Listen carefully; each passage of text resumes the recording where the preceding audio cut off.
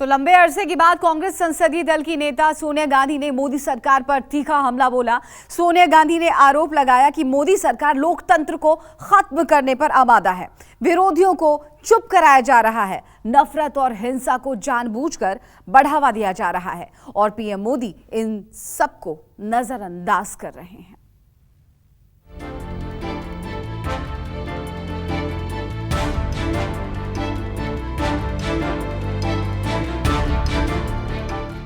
सोनिया की कलम चली, मोदी सरकार पर आरोपों की झड़ी लग गई।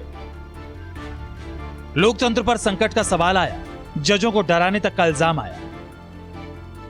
सत्ताधारी बीजेपी और आरएसएस के साथ प्रधानमंत्री मोदी भी सोनिया के आरोपों से बच नहीं पाए। संसद के बजट सत्र में सोनिया गांधी जो बातें कह नहीं पाईं, वो तमाम बातें अखबार के पन्ने पर कह गई।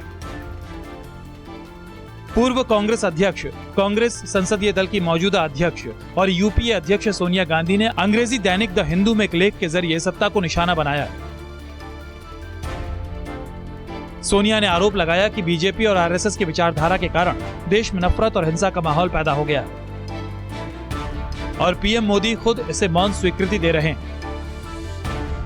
बीजेपी और आरएसएस के लोगों ने देश में जिस नफरत और हिंसा को बढ़ावा दिया था वो अब बढ़ती जा रही है और पीएम इसे नजरअंदाज कर रहे हैं। उन्होंने एक बार भी शांति या सौहार्द बनाए रखने की बात नहीं कही है या दोषियों पर लगाम कसने के लिए कोई कार्रवाई नहीं की है। ऐसे में उन्हें सजा मिलना तो दूर की बात, धार्मिक त्योहार अब खुशी और उत्सव का पर्व नहीं रह गए हैं, बल्कि दूसरों को डराने और परेशान करने का मौका बनकर रह गए हैं।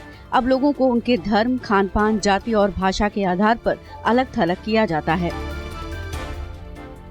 पूर्व कांग्रेस अध्यक्ष सोनिया गांधी ने दावा किया कि पीएम मोदी की कथनी और करनी में फर्क है और वो जरूरी मुद्दों पर चुप्पी की चादर ओढ़ लेते हैं।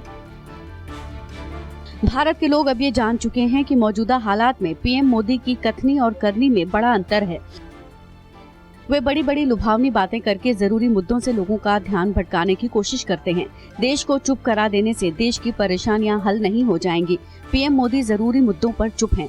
किसानों की आय को 2022 तक दोगुना करने के अपने वादे को पूरा करने में नाकाम होने के बाद पीएम बड़े आराम से चुप हो गए हैं।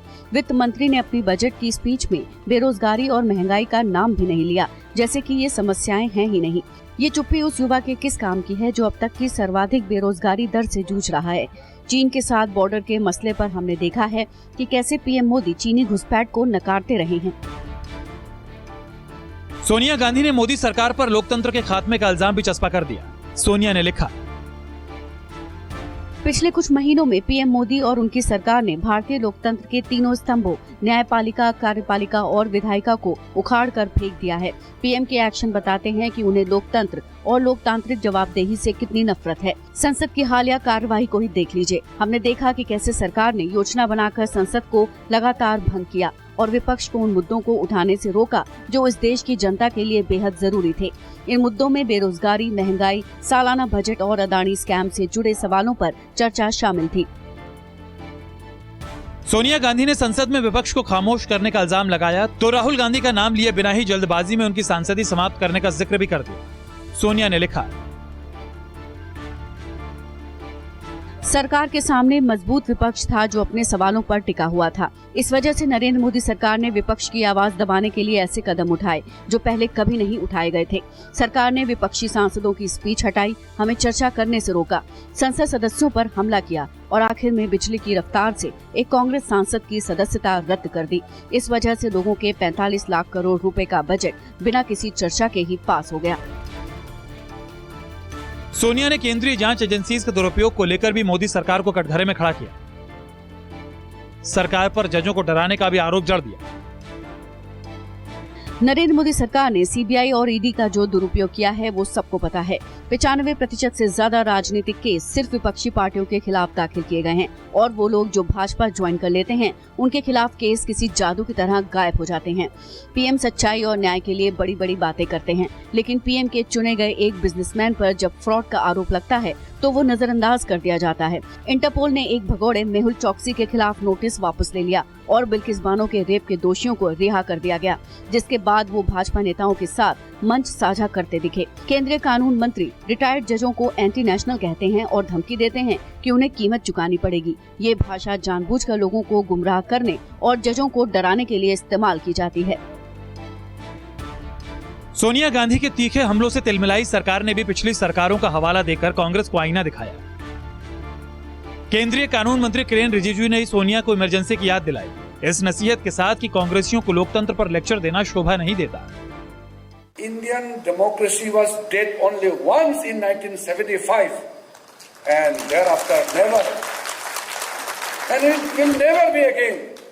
We believe in rule of law. The spirit of democracy is very much alive in the minds and souls of every Indian. Ask all critical questions to the elected government, but don't question your own country. 2024 की लड़ाई में BJP को हराने की खातिर विपक्षी एकजुटता की कवायद में जुटी कांग्रेस के सामने फिलहाल कर्नाटक विधानसभा का चुनाव है, तो इसी साल राजस्थान, छत्तीसगढ़ और मध्य प्रदेश विधानसभा के चुनाव भी होने हैं। सोनिया ने इन्हीं के मद्देनजर अगले चंद महीनों को लोकतंत्र के इम्तिहान की घड़ी बताया है, तो लगे हाथ ये भी दावा कर दिया कि भारत की जनता खामोश नहीं बैठेगी, कांग्रेस भी लबों पर ताले बर्दाश्त नहीं करेगी। रमन कुमार, दिल्ली, न्यूज़ 24। नमस्कार, मैं हूं मानक गुप्ता। अगर आपको हमारा ये वीडियो पसंद आया हो तो इसे लाइक और शेयर जरूर करें, और हां, हमें सब्सक्राइब और फॉलो करना ना भूलें ताकि आप देश और दुनिया की कोई खबर मिस ना करें। तो जुड़े रहिए हमारे साथ और देखते रहिए न्यूज़ 24।